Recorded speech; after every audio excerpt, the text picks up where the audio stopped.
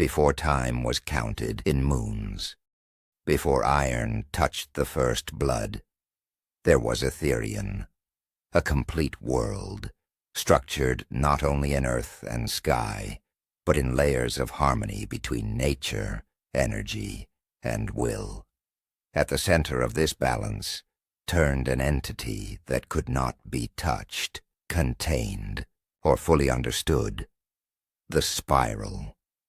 It was not a creation. It was not made of matter. It had always been there, suspended in the firmament, visible even at night, like a golden ribbon of living light dancing among the stars.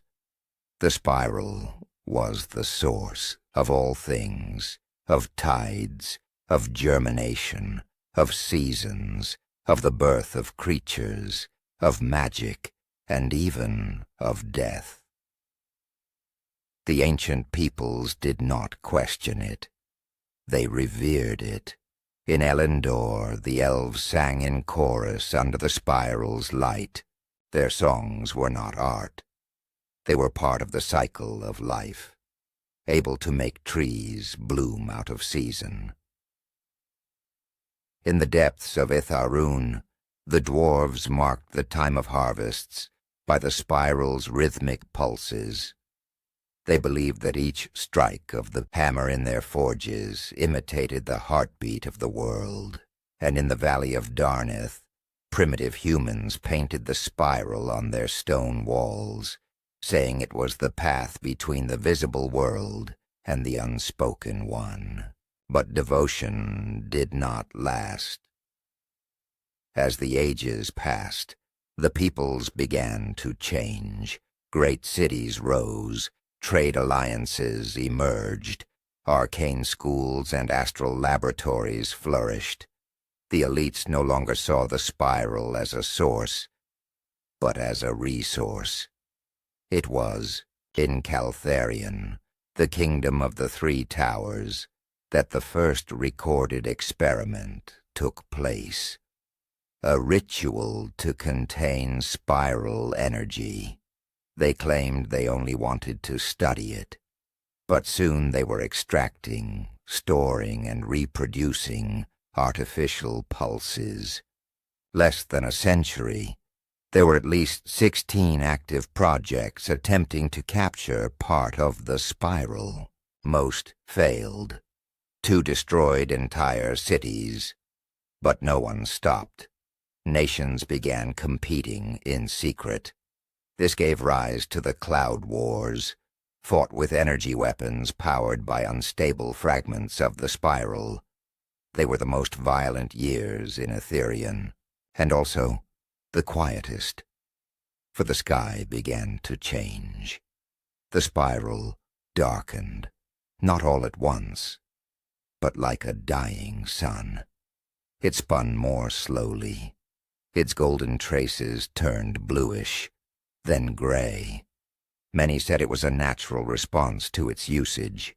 Others claimed it was the beginning of a new magical era. But I was there. I saw the spiral tremble. When the fall came, it was not with thunder. It was with silence. One night the stars simply disappeared. The spiral cracked at its center, like glass under pressure, and then vanished. No light remained, no sound. Within days, the world began to unravel. In Elendor, the trees lost their leaves forever.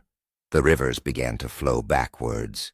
In Etherion, fissures opened through the forges, and entire emblems vanished from the stone, as if they had never been carved.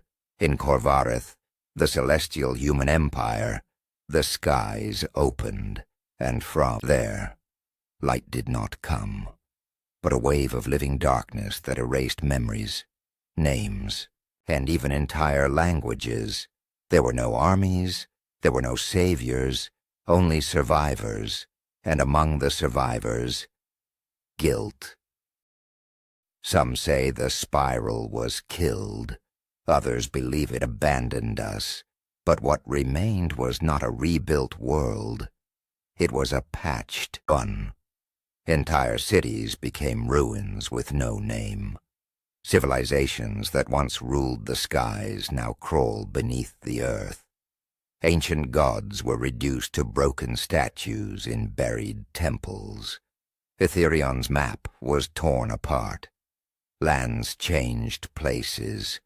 Oceans vanished. Islands emerged amidst deserts. Even time became unstable. There are places where the sun never sets, and others where a decade may pass in a single night. I traveled through almost every fragment that remained. I saw people without pasts trying to reconstruct dead tongues. I saw libraries made of sand. I saw children born with eyes that shimmered like stars, perhaps remnants of what the spiral once was. But above all, I saw forgetfulness spreading like a disease. That is why I write. I am Calendir, son of the House of Syriel, last archivist of the Conclave of Valir. I have lived beyond the lifetimes of kings, mages, and wardens, and even if time takes me, my voice shall remain, because someone must remember. Remember that there was a time when Etherion was whole, that the spiral spun like the heart of the world, and that before everything fell, we knew we had gone too far. These are the chronicles of a shattered world. These are the chronicles of Etherion.